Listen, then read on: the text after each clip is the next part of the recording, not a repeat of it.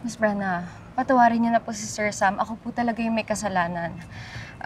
Distracted lang po talaga ako sa personal issues.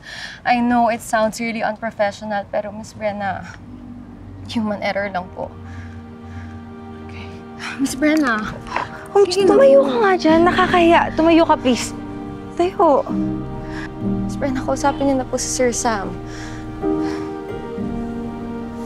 I appreciate your effort, but I really do need my space. Brenna, please, just hear me out. Just...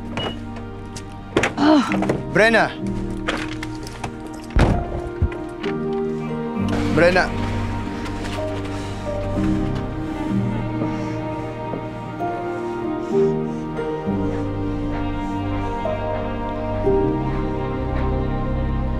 May ano kayo? May cola kayo? Meron po. Sige. Oh, ano, hatid mo na lang, ha? Ay, salamat, ha?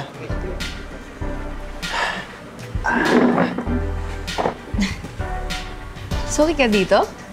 Hindi. Dito ako nagtatrabaho dati. Ha?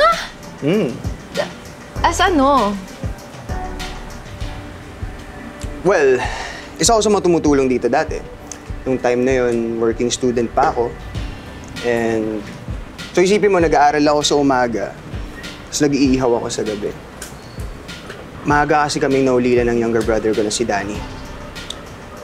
Naalala ko nung panahon na yun, hindi rin masyadong malaking kinikita ng tita namin na kumupkup sa amin, so kailangan namin maghanap ng paraan. Kung hindi kami working students, walang tutulong sa amin. Oy, thank you, bro. Nakabilib ka naman pala. Baka na. Ikaw, order mo. Si Miss Brenna ba? Tinadala mo dito? Naku, malabo. Vegan kasi siya kaya medyo limited yung mga lugar na pwede kong pagdalan sa kanya. Ikaw, anong kwento mo? Bakit yun umpisahan yung wedding proposals company? Where do I start? Siguro dala na din ng pagiging frustrated bride. Kasi 8 years kami nung boyfriend, ex ko nun eh. Ex na pala. Tapos never siya nag-propose sa akin. Kaloka, di ba? Oh. I'm sorry to hear that. It's okay.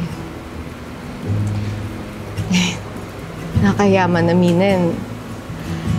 Nung araw na yon, yun yung time na nakipag-break siya sa akin. Tumawag siya sa akin noon. Tapos sinabi niya na pinagpalitan na ako sa office mate niya. Siya si Nancy. Siya yung... Yeah. Ano mo na? Oh. Uy, okay ka lang? Huwag mo na isipin. Okay? Yeah. Hindi kasi parang sakit pa pala. Pero okay lang.